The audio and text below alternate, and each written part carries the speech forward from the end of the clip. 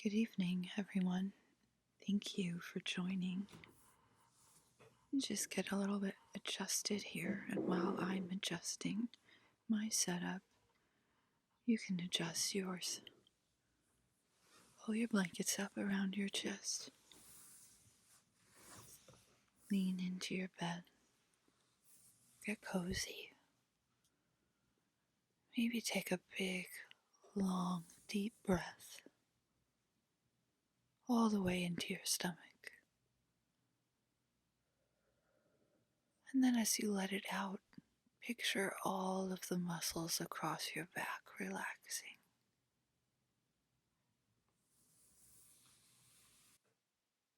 Maybe just one more before we start.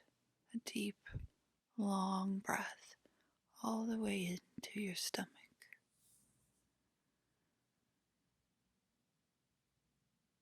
And then let it out slowly as you imagine every muscle in your back relaxing.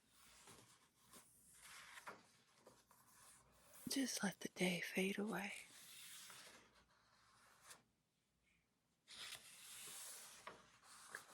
Now I'll start reading from Oscar Wilde's fairy tales. The first story is called The Happy Prince. High above the city, on a tall column, stood the statue of the Happy Prince. He was gilded all over with thin leaves of fine gold. For eyes he had 2 bright sapphires, and a large red ruby glowed on his sword hilt. He was very much admired indeed. "He is as beautiful as a weathercock," remarked one of the town councillors, who wished to gain a reputation for having artistic taste. "Only he's not quite so useful," he added, fearing lest people should think him unpractical, which he really was not. "Why can't you be like the Happy Prince?" asked a sensible mother of her little boy, who was crying for the moon. "The Happy Prince never dreams of crying for anything."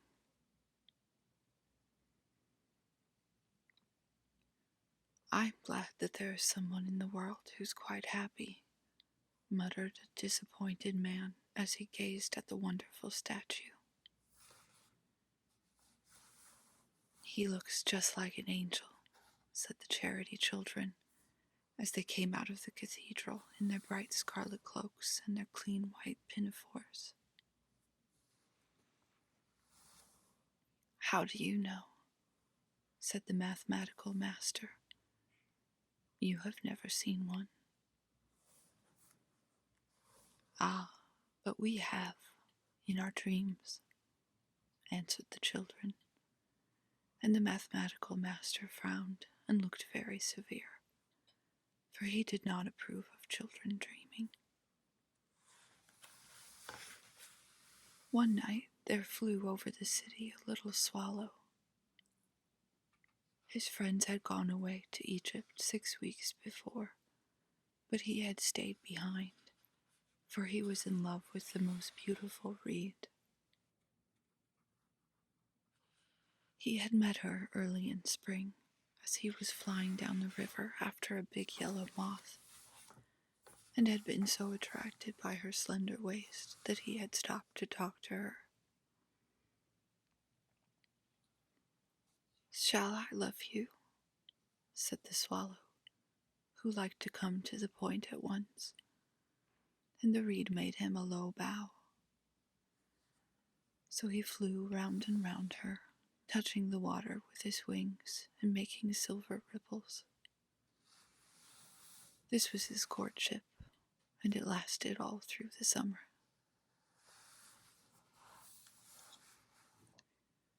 "It is a ridiculous attachment," twittered the other swallows. "She has no money and far too many relations." And indeed, the river was quite full of reeds, Then, when the autumn came, they all flew away.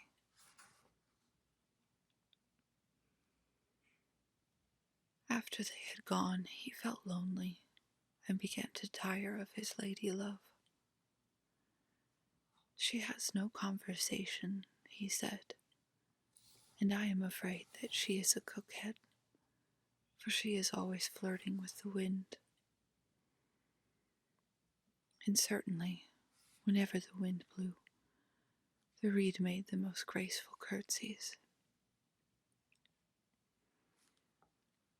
I admit that she is domestic, he continued, but I love traveling, and my wife, consequently, should love traveling also. Will you come away with me? He said finally to her. But the reed shook her head. She was so attached to her home. You have been trifling with me, he cried. I am off to the pyramids. Goodbye. And he flew away. All day long he flew, and at night time he arrived at the city. Where shall I put up? He said. I hope the town has made preparations. Then he saw the statue on the tall column. I will put up there, he cried. It is a fine position, with plenty of fresh air. So he alighted just between the feet of the happy prince. I have a golden bedroom, he said softly to himself as he looked round, and he prepared to go to sleep. But just as he was putting his head under his wing, a large drop of water fell on him. What a curious thing, he cried. There's not a single cloud in the sky. The stars are quite clear and bright, and yet it is raining. The climate in the north of Europe is really dreadful. The reed used to like the rain, but that was merely her selfishness. Then another drop fell. What is the use of a statue if it cannot keep the rain off? He said. I must look for a good chimney pot, and he determined to fly away. But before he had opened his wings, a third drop fell, and he looked up and saw. Oh, what did he see? The eyes of the happy prince were filled with tears, and tears were running down his golden cheeks. His face was so beautiful in the moonlight that the little swallow was filled with pity. Who are you? He said. I am the happy prince. Why are you weeping then? Asked the swallow. You've quite drenched me. When I was alive and had a human heart, answered the statue, I did not know what tears were, for I lived in the palace of Sansuchi, where sorrow is not allowed to enter. In the daytime, I played with my companions in the garden, and in the evening, I led the dance in the great hall. Round the garden ran a very lofty wall, but I never cared to ask what lay beyond it. Everything about me was so beautiful. My courtiers called me the happy prince, and happy indeed I was, if pleasure be happiness. So I lived, And so I died. And now that I am dead, they've set me up here so high that I can see all the ugliness and all the misery of my city. And though my heart is made of lead, yet I cannot choose but weep. What? Is he not solid gold? Said the swallow to himself. He was too polite to make any personal remarks out loud.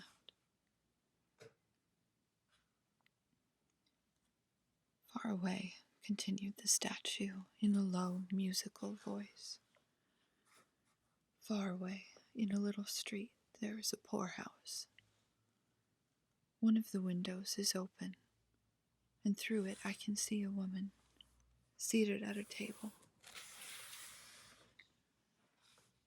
Her face is thin and worn, and she has coarse red hands, all pricked by the needle, for she is a seamstress.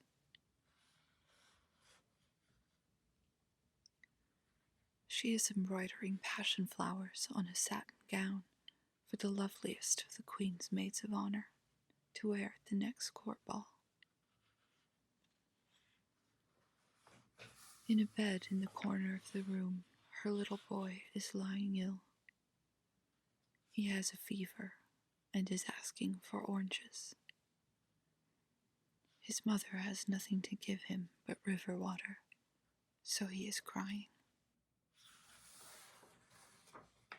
Swallow, little swallow, will you not bring her the ruby out of my sword hilt? My feet are fastened to this pedestal, and I cannot move. I am waited for in Egypt, said the swallow. My friends are flying up and down the Nile and talking to the large lotus flowers. Soon they will go to sleep in the tomb of the great king. The king is there himself in his painted coffin. He's wrapped in yellow linen and embalmed with spices. Round his neck is a chain of pale green jade, and his hands are like withered leaves. Swallow, little swallow, said the prince, will you not stay with me for one night and be my messenger? The boy is so thirsty, and his mother so sad. I don't think I like boys, answered the swallow. Last summer, when I was staying on the river, there were two rude boys, the miller's sons, who were always throwing stones at me. They never hit me, of course. We swallows fly far too well for that. And besides, I come of a family famous for its agility. But still, it was a mark of disrespect. But the happy prince looked so sad that the little swallow was sorry. It is very cold here, he said, but I will stay with you for one night and be your messenger. Thank you, little swallow, said the prince. So the swallow picked out the great ruby from the prince's sword and flew away with it in his beak over the roofs of the town. He passed by the cathedral tower where the white marble angels were sculpted. He passed by the palace and heard the sound of dancing. A beautiful girl came out on the balcony with her lover. How wonderful the stars are, he said to her, and how wonderful is the power of love. I hope my dress will be ready in time for the state ball, she answered. I have ordered passion flowers to be embroidered on it, but the seamstresses are so lazy. He passed over the river and saw the lanterns hanging to the masts of the ships. He passed over the ghetto and saw the old folks bargaining with each other and weighing out money in copper scales. At last he came to the poorhouse and looked in. The boy was tossing feverishly on his bed, and the mother had fallen asleep, she was so tired. In he hopped and laid the great ruby on the table beside the woman's thimble. Then he flew gently round the bed, fanning the boy's forehead with his wings. "How cool I feel," said the boy. "I must be getting better." And he sank into a delicious slumber.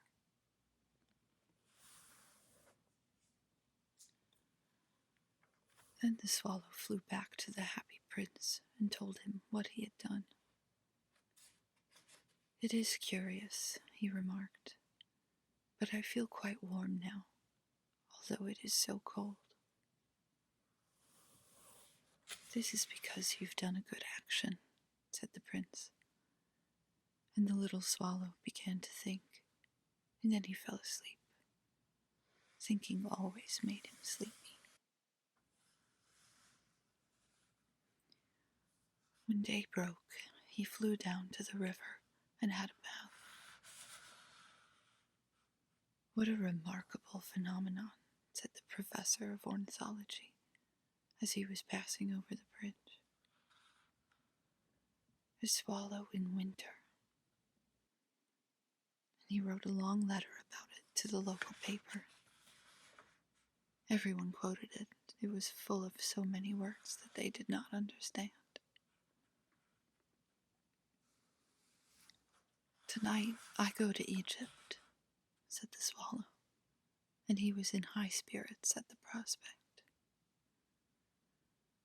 He visited all the public monuments and sat a long time atop of the church steeple. Wherever he went, the sparrows chirruped and said to each other, "What a distinguished stranger." So he enjoyed himself very much. "Swallow, little swallow," said the prince, "will you not stay with me one night longer?" "I am waited for in Egypt," answered the swallow. "Tomorrow my friends will fly up to the second cataract. The river horse couches there among the bulrushes, and on a great granite throne sits the god Memnon. All night long he watches the stars, and when the morning star shines, he utters one cry of joy, and then he is silent. At noon, the yellow lions come down to the water's edge to drink.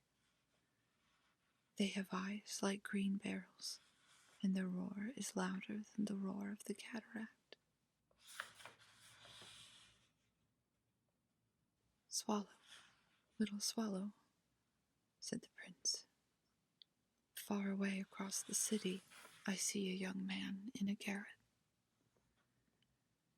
He is leaning over a desk covered with papers, and in a tumbler by his side there is a bunch of withered violets. His hair is brown and crisp, and his lips are red as a pomegranate, and he has large and dreamy eyes.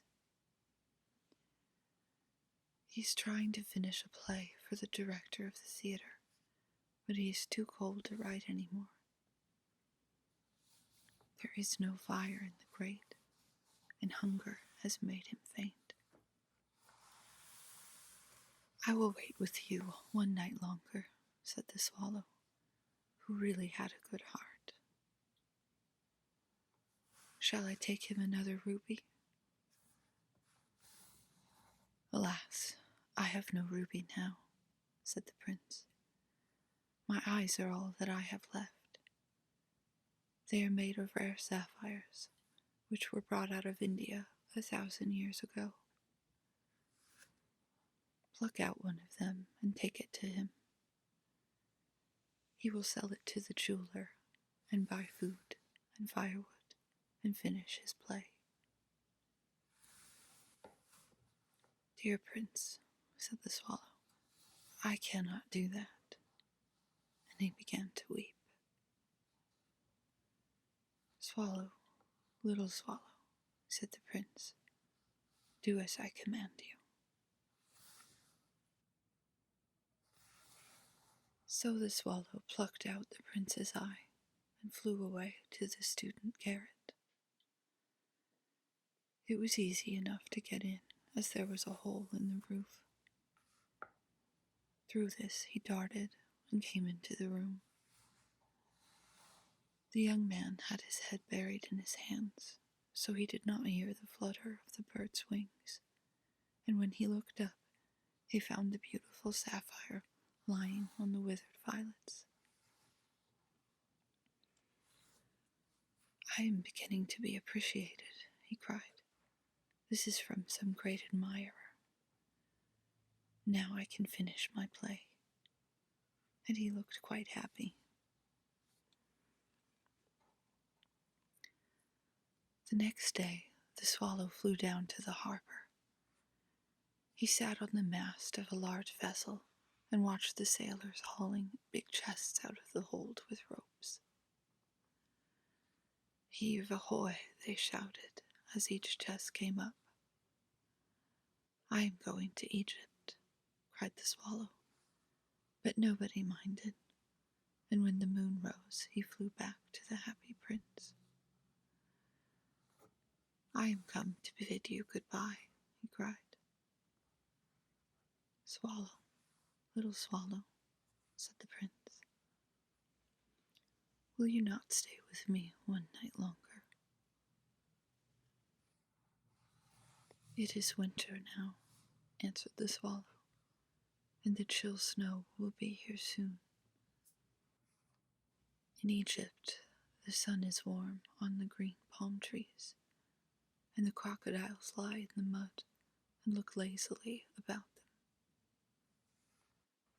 My companions are building a nest in the temple of Baalbec, and the pink and white doves are watching them and cooing to each other. Dear Prince, I must leave you, but I will never forget you. And next spring I will bring you back 2 beautiful jewels in place of those you've given away. The ruby shall be redder than a red rose, and the sapphire shall be blue as the great sea. In the square below," said the happy prince, "there stands a little match girl. She has let her matches fall in the gutter, and they are all spoiled. Her father will beat her if she does not bring home some money, and she's crying. She has no shoes or stockings, and her little head is bare. Pluck out my eye and give it to her, and her father will not beat her. I will stay with you one night longer," said the swallow, "but I cannot pluck out your eye. You would be quite blind then." "Swallow, little swallow," said the prince, "do as I command you." So he plucked out the prince's other eye and darted down with it. He swooped past the match girl and slipped the jewel into the palm of her hand. "What a lovely bit of glass," cried the little girl, and she ran home laughing. Then the swallow came back to the prince. "You are blind now, so I will stay with you always." "No, little swallow," said the prince, "you must go away to Egypt." "I will stay with you always," said the swallow, and he slept at the prince's feet.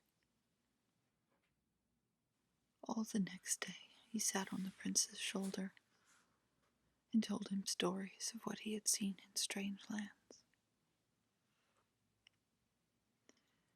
told him of the red ibises who stand in long rows on the banks of the Nile and catch goldfish in their beaks, of the Sphinx who is as old as the world itself and lives in the desert and knows everything, of the merchants who walk slowly by the side of their camels and carry amber beads in their hands, of the king of the mountains of the moon, who is as black as ebony and worships a large crystal, of the great green snake that sleeps in a palm tree and has 20 priests who feed it with honey cakes, and of the pygmies who sail over a big lake on large flat leaves and are always at war with the butterflies. "Dear little swallow," said the prince, "you tell me of marvelous things, but more marvelous than anything is the suffering of men and of women. There is no mystery so great as misery. Fly over my city, little swallow, and tell me what you see." So the swallow flew over the great city and saw the rich making merry in their beautiful houses, while the beggars were sitting at the gates. He flew into dark lanes and saw the white faces of starving children looking out listlessly at the black streets. Under the archway of a bridge, 2 little boys were lying in one another's arms to try to keep themselves warm. "How hungry we are," they said. "You must not lie here," shouted the watchman, and they wandered out into the rain.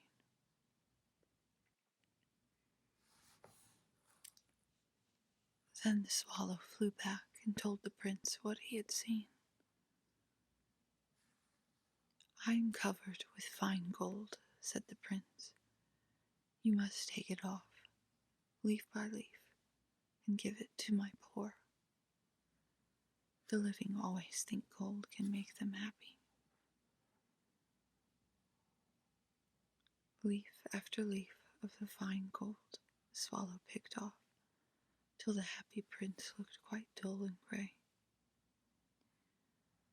Leaf after leaf of the fine gold he brought to the poor, and the children's faces grew rosier, and they laughed and played games in the street. "We have bread now," they cried.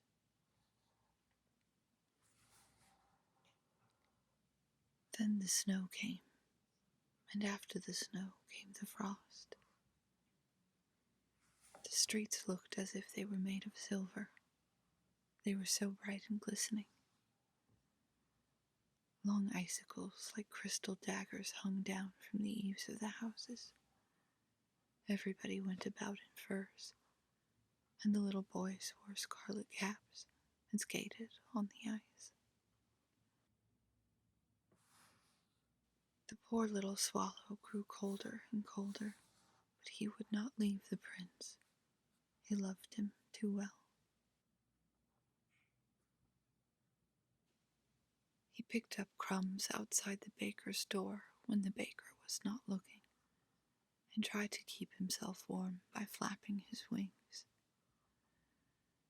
But at last he knew that he was going to die. He had just the strength to fly up to the prince's shoulder once more. "Goodbye, dear prince," he murmured.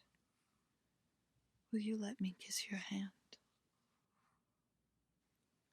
"I'm so glad that you're going to Egypt at last, little swallow," said the prince.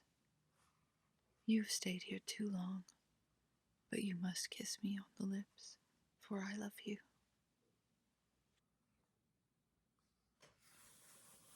"It is not to Egypt that I am going," said the swallow. "I am going to the house of death. Death is the brother of sleep, is he not? And he kissed the happy prince on the lips and fell down dead at his feet. At that moment, a curious crack sounded inside the statue, as if something had broken. The fact is that the leaded heart had snapped right in two. It certainly was a dreadfully hard frost. Early the next morning, the mayor was walking in the square below in company with the town councillors. As they passed the column, he looked up at the statue. "Dear me, how shabby the happy prince looks," he said. "How shabby indeed," cried the town councillors, who always agreed with the mayor, and they went to look at it. "The ruby has fallen out of his sword. His eyes are gone, and he is no longer golden," said the mayor. "In fact, he is little better than a beggar." "Little better than a beggar," said the town councillors. "But here is actually a dead bird at his feet," continued the mayor. "We must really issue a proclamation that birds are not allowed to die here." And the town clerk made a note of the suggestion. So they pulled down the statue of the happy prince. "As he is no longer beautiful, he is no longer useful," said the art professor at the university. Then they melted the statue in a furnace, and the mayor had a meeting of the corporation to decide what was to be done with the metal. "We must have another statue, of course," he said, "and it shall be a statue of myself." "Of myself," said each of the town councillors, and they quarreled. When I last heard of them, they were quarreling still. "What a strange thing," said the overseer of the workmen at the foundry. "This broken lead heart will not melt in the furnace. We must throw it away." So they threw it on a dust heap where the dead swallow was also lying. "Bring me the two most precious things in the city," said God to one of the angels. And the angel brought him that leaden heart and the body of the little swallow. "You have rightly chosen," said God, "for in my city of gold the happy prince shall praise me, and in my garden of paradise this little bird shall sing forevermore."